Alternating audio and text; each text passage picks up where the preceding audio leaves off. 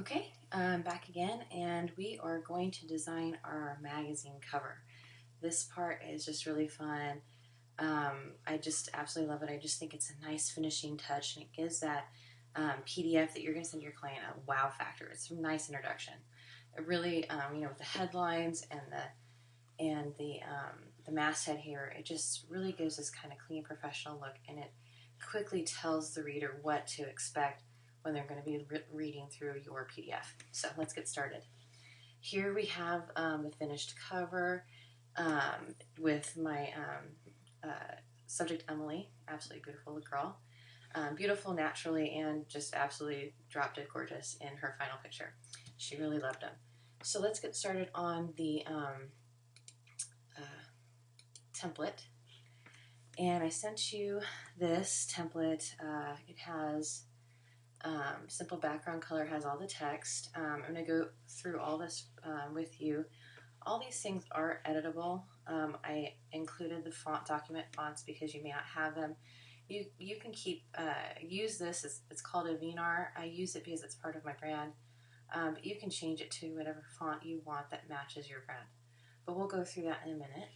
I have the files open that I want to use. I have Emily's picture for the cover and her before picture for that little box that we have in the art of the before and after. So I'm going to take the cover image. We're going to do our select all, and we're going to hit edit to copy. We're going to go into our template, and we're going to select the layer that I have already created for you. You need to select that little preview box right here, and we're going to paste that image into that layer. So we're going to go to edit to paste, and there we have it. We have a picture on our cover. It's really simple. We're going to move this picture up because I want to just kind of center it so that there's good space on her wrist, on her elbow area here, and I want to keep her eye off of any text right here. I don't know if you've ever really looked at a lot of magazine covers. You can see how the masthead is just, sometimes they cut out the head and put it over the text, but I like it happens. This picture happens to work really well with this masthead, and I don't think it's interfering too much. And I just like the way it looks. I think it's nice and clean, and it does give that very professional high-end magazine look. So now we're going to add in our before and after picture, and we're going to add it to this layer that I've already selected. I've done something new for you here, which I normally do for all my pictures. I like to add in what's called a layer mask, and then you have an image in here. We're going to fit it in there, and it's actually going to come off the edge. But I want it to fit within this little frame that I've created. Right now I have it selected with some a solid colored box, just to show you that an image is going to get placed there. But what we want to do right now, we're going to actually click on this little preview box right here, and I'm going to hit Command A to select all, and I'm going to hit delete because I just want to delete that color that's in that box because it was just a placeholder there.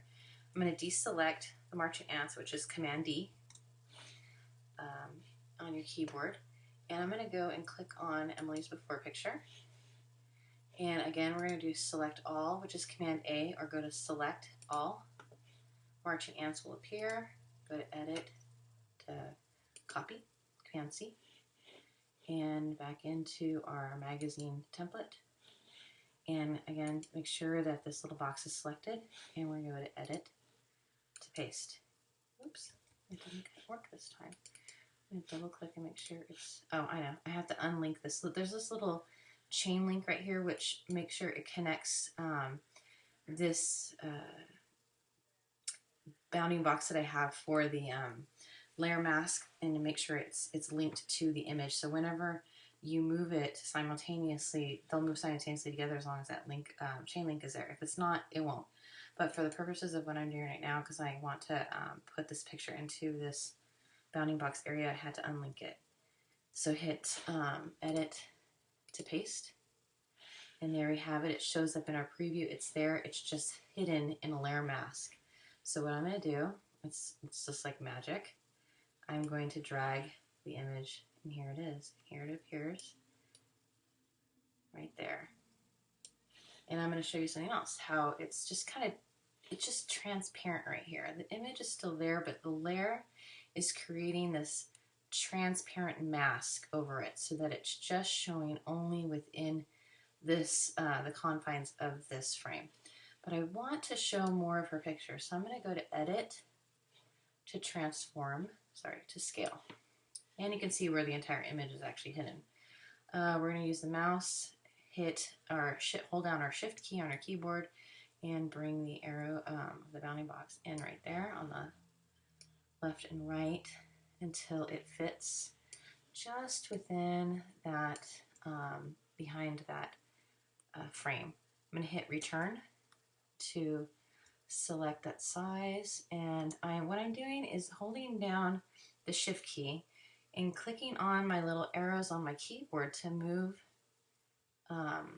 that image just little clicks. You could use your mouse in the selection tool and do it yourself this way. I just like, using my keyboard a lot sometimes instead of my mouse because my hand will cramp up every now and then. My wrist kind of hurts your wrist after 20 years of using a computer. But anyway, so now we have the picture pretty much centered where I want. I just want the barely tip of her hair covering up with that frame. So I like it. It looks good. It's placed perfectly, and I'm going to hit this little space between the preview box and our layer mask so that it's now linked together again. If I don't link it, I'm going to show you what happens. I move, and the only thing that's moving is that picture.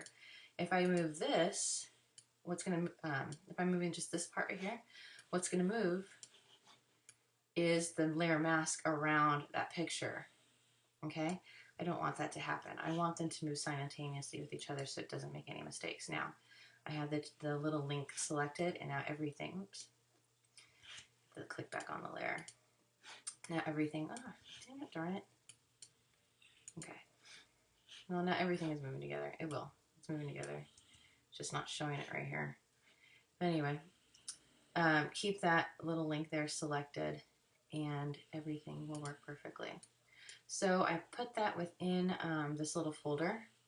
I have the frame right here, and if you want to link these two things together, which is why it wasn't, they weren't linking together before. What's linking is the layer mask with the image. See, it's right there. What I don't have together right now is the frame. So what I want to do is select the layer for the frame, and I use the Shift key to click on it. Now I'm going to hit the Control key, and a little dialog box is going to come up. It's just off the side. I'm sorry. Oh, I know I can do. I'm going to bring this in so you can see that box a little bit better.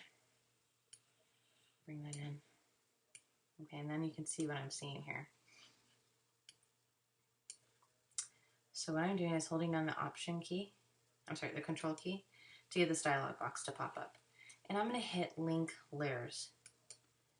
Now that's going to make two little chains appear within those two layers, which means those two layers are linked together. So now, when I go to move Emily's before and after, the frame, the picture, and the layer mask move together with each other.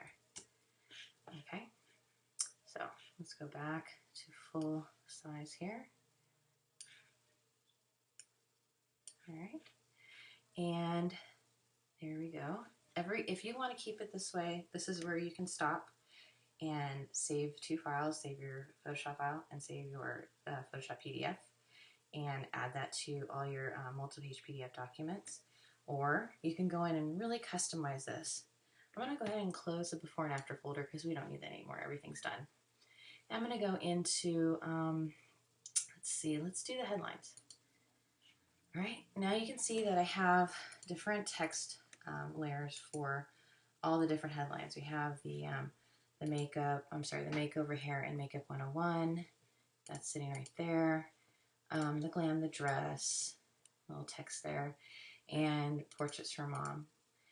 You can select that text, say glam the dress, maybe you want to call it a trash the dress, whatever you want to call it, or maybe you just want to do glam the dress and not for a wedding gown, but maybe you want to call it a reason to get dressed up, or to feel like Cinderella. Whatever you want to call it. Say you want to change the style of the text because you want to use something that matches your logo font. You can select the text. Make sure your T in the tool type tool is selected in your tools palette. Click and drag to select your text, or again, click in the cursor in the middle of the text and hit Command A. Let's go into the character palette and select fonts, and you can change it. My fonts are going to be different than what you have on your computer, but there are some fonts that come with all Mac systems. They usually consist of Arial, Helvetica, Adobe Garamond, and some other ones, but those are the ones I can remember at the top of my head. I think Futura may have come with this, or Franklin Gothic. You may have something which is called a sans serif font, which is what I have right here. It has no little footers at the bottom. There are things called serif fonts, which usually are like Adobe Garamond, for instance. Let's see if I can find it here. Garamond, look under G's. Geneva. I don't have Garamond on here. All right, well, we'll just go with the oh, here it is, Adobe Garamond. We're going to select that font, and it's going to change the style of that font to what's called a serif font. And it has these, I'm going to zoom in, these little characters right here on the ends of the letters. These are called serifs. When you don't have them, they're called sans serif. Sans means without. It's Greek for without. And then you have serif, okay? So I want to make maybe this part a little bit more bold like we had in the style that we had before. So I'm going to bring that back to full size, so you can view full viewable size so you can see what I'm doing. I'm going to select just the glam the dress because this is the part that I want to change and make it bold. Now we're going to go, we're just going to stay in with the Adobe Garamond family, but we're going to change the style of that. Right now the regular is selected. I want to go to bold. It makes it a little thicker. And I like that. It stands out a little bit better, differentiates itself from this kind of subtext of this headline. Now you can go in and do the same thing with the makeover. You can select all that text. It automatically goes to that layer. And we're going to go back in and change the font again, Adobe Garamond Pro. And it's already in a bold font. But if you wanted to change this maybe to a regular, again, go back into your character palette and change the style of that font to regular. Okay? And if you maybe wanted to change it, and so you don't like the Hair Makeup 101, you want to take the 101 off, just select that and hit delete. You can also change it to, I don't know, maybe you want to put feature your makeup artist, and you put the makeover by my makeup artist name is Gianna, and I'm going to put her name on there. She's a fabulous girl, very talented. I absolutely love her. Don't know what I'd do without her. She makes everybody look beautiful. So I'm going to feature her as my makeup artist on my cover. And let's change Portraits of Mom. We want to keep that because it's kind of cute. It's a good selling point. Let's go and change it to Adobe Garamond. And let's make Mom, let's leave it like that. I kind of like, it's already big enough. It doesn't need to be bold. There's kind of rules of thumb when you're changing fonts. Generally, you want to use 2 style fonts maximum and 2 styles within those fonts. So if you wanted to change, like have the sans serif font and maybe add in maybe something that's more of a scripty font, that works really well together with sans serif fonts.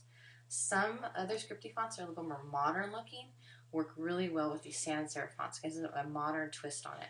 I want something that's maybe a little bit more old, not really old-fashioned, but more classic. So I'm going to pick, I love having these little previews of the fonts because you kind of see what you're getting before you select it. And I'm very familiar with these fonts because I've been using them for a very long time. So I think something that's classic and matches really well with Adobe Garamond. Let's see. You know what? I changed computer systems, I haven't quite switched over all my fonts yet. So I'm just going to pick, no, Giddy Up is definitely not going to work. Let's go back up here. Let's go to, dang it. I don't see any good scripty fonts, so I'm just going to use this one. This is more my modern font that goes really well with, I think, this glamour font. So you can see right here, you can change that. And right now I have it in all caps. I'm going to put this part in lowercase because it just makes it a little bit nicer looking, easier to read. So make it a little bit bigger, a better characters palette. And you notice that once I made it bigger, now the text is going into the line of the text above it.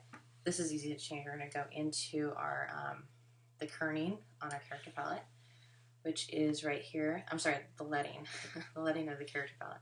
The leading is the space in between lines of text. Kerning is the space in between two letters, or the spaces in between all the letters. I'll go to that in a minute. Right now we want to adjust the leading. I'm going to make it, increase it a little bit, maybe 36 might do it. No, still not enough. Let's go up to 40. And that's just enough to give us some space between portraits of and the word mom.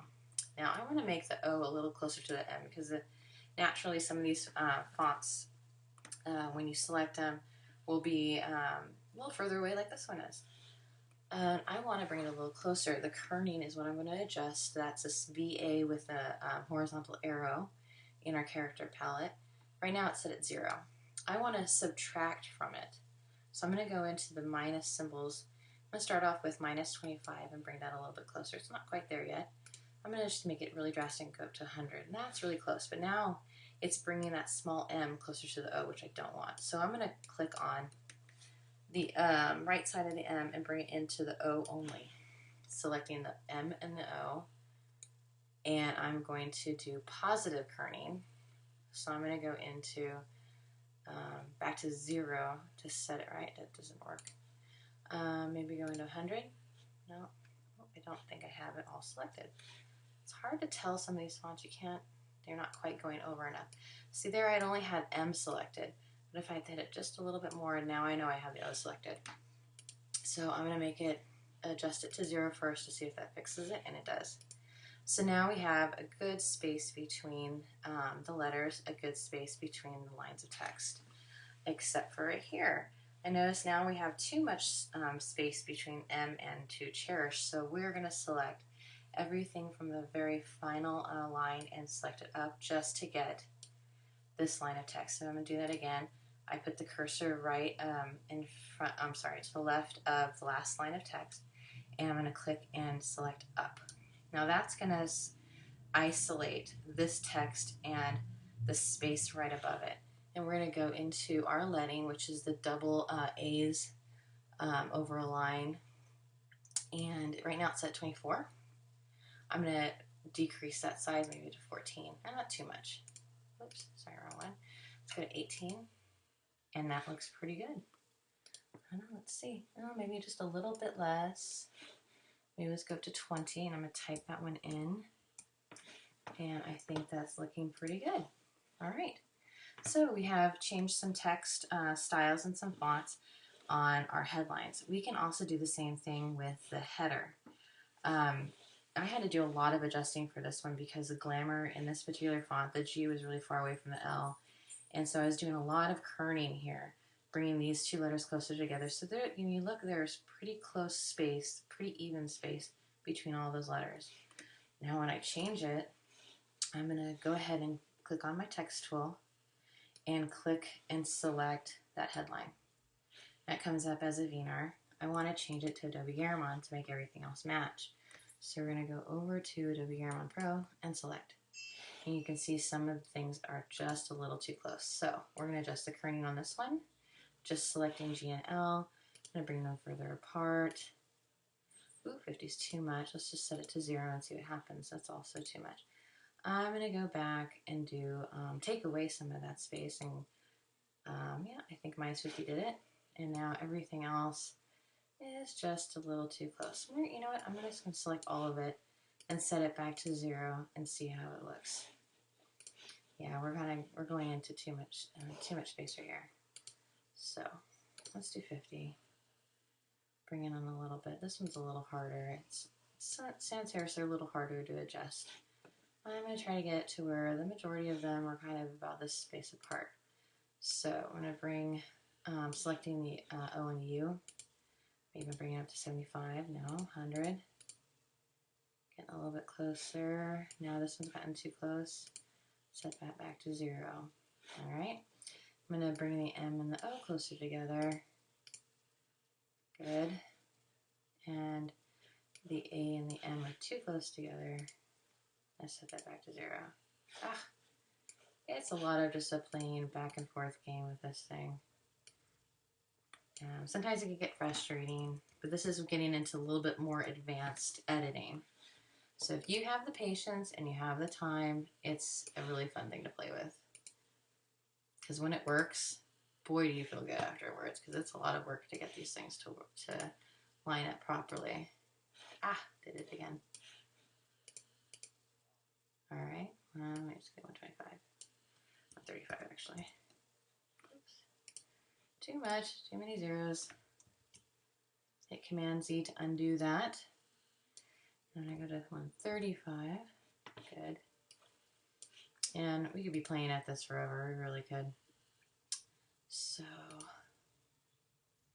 I'm just gonna leave that like that. So everything is pretty close. Maybe the G and the L can go back together just a little bit. Maybe a little more. A little bit less.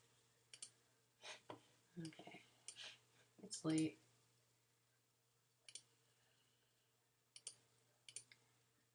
Okay. We're almost there. You get the idea. So what we're going to do is kind of, I think it needs to be shrunk a little bit because we need a little bit more space right here. So I'm going to go to the Edit, Free Transform, and scale that down. This is the easiest way to do it. It's kind of visually line it up with that portrait photographer there and hit Apply. There's other ways to do it. You could have selected it and changed the text size right here, but this to me was a quick and easy way to eye it and make it the size that I want, rather than having to guess, should I make it 125, should I make it 120? This just makes that little bit of a headache go away.